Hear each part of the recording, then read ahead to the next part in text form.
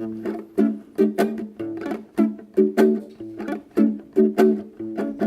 have been to Tokyo, but I have never been to France. My name is Callie Kinjo, and I'm 31 years old.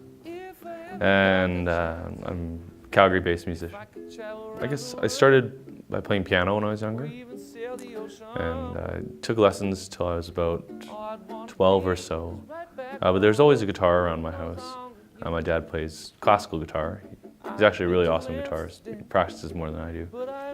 And I'd hear him sing too. And then when I was in high school, slowly taught myself guitar. And I think I mostly played guitar as a way to accompany myself singing, because I've always loved singing ever since I was a kid. I guess with my career in the last few years, I spent a lot of time playing in bars and like playing a lot of venues around Calgary or sitting in with different musicians, which was good. It helped me meet a lot of different performers and artists to work with.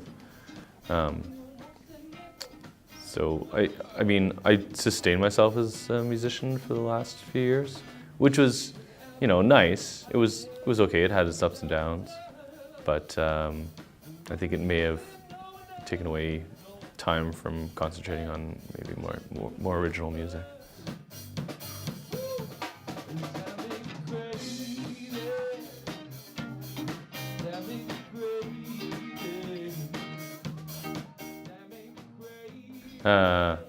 There's almost like this flash in the pan mentality in some spots in Calgary, where an artist will have success for a little while, or they'll get behind something temporarily, but it'll lose steam quite quickly. I know there's Calgary artists, a lot of Calgary artists struggle for years to try to even play their own local folk fest. Which is not a slag on Calgary folk. They have so many musicians and artists that apply every year, and they do a great job of lining it up. But I think they could broaden their local selection.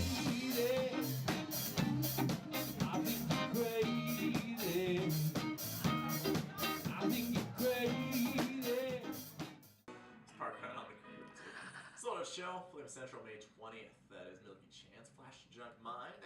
I'm Matt Barry. I work at X89, Calgary's Alternative. I am midday announcer, assistant music director, and I run our exposure program, in which we showcase local talents and a lot of up-and-coming Canadian acts. It's all Canadian that we do. And so I try to focus as much as possible on local bands, and bands if they have a gig going on, album release, new song, something cool going on. And most of the time, I'll just go through local venues, like Night Owl, Palomino, Dickens, Broken City, Blind Beggar has a lot of local talent. And I see what bands they have playing and try and just pop that.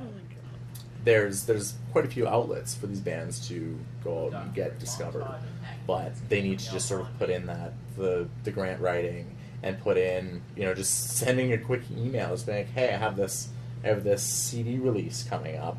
Would you be able to plug it? The Peak Performance Project is also supportive of rock as well, and the whole alternative genre. They gear towards exposing those types of bands as well. So it's you have the exposure contest that we do every year that goes on, in which we showcase 3 bands, give them airplay for 3 months, and set up a wrap-up party for them. And last year, 2 of the bands got to play X-Fest.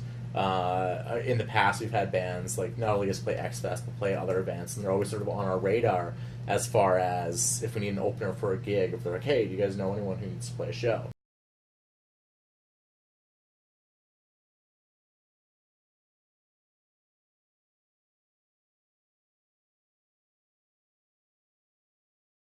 And it's unfortunate that a lot of Canadian bands will they only get a certain amount of success, but it depends on what you want as a musician. If you want to be this next big act, you gotta start doing something different. I guess you gotta have a lot of luck on your side to do it too. You don't need to leave to Toronto or Vancouver to necessarily be successful.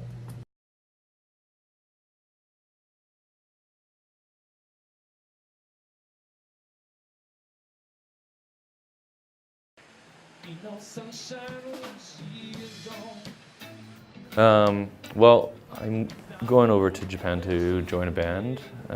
They're a Latin band, actually, oddly enough, and I'll be playing guitar with them.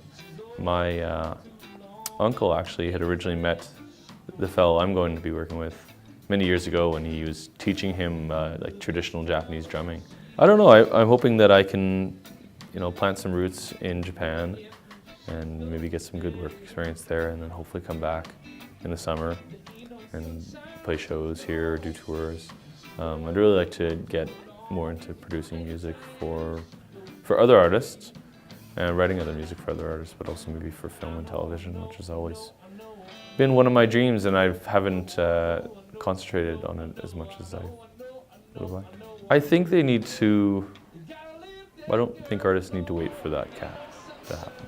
I think it's good to go out and dip your toes in other waters and see what other music scenes have to offer. If you don't branch out, then you'll never really get to experience it or know. But there's lots of Calgary artists that, they come from here, but then they have to go elsewhere just to bigger music scenes to really expand. I think it depends on what your level of success is that you want. And there's a lot of extremely talented bands, but, it's like, when you think about how many bands are competing to get to the level of Vice, the level of Tegan and Sarah, it's like, well, how many can actually get there? Even when we think about our biggest Canadian bands, you think about, even like the guys like Billy Talent, and even like Matthew Good. The Matthew Good band was never able to like crack into the States.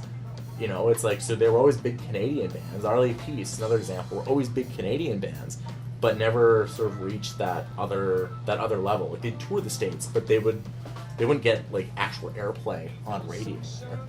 I was disappointed because I had, one thing that I'm just disappointed about is I've just recently sort of met a good solid group of musicians again that I want to work with, and this opportunity came up. And I think the Calgary scene will still be strong when I get back. It's only growing, but it just needs to remain resilient, I guess.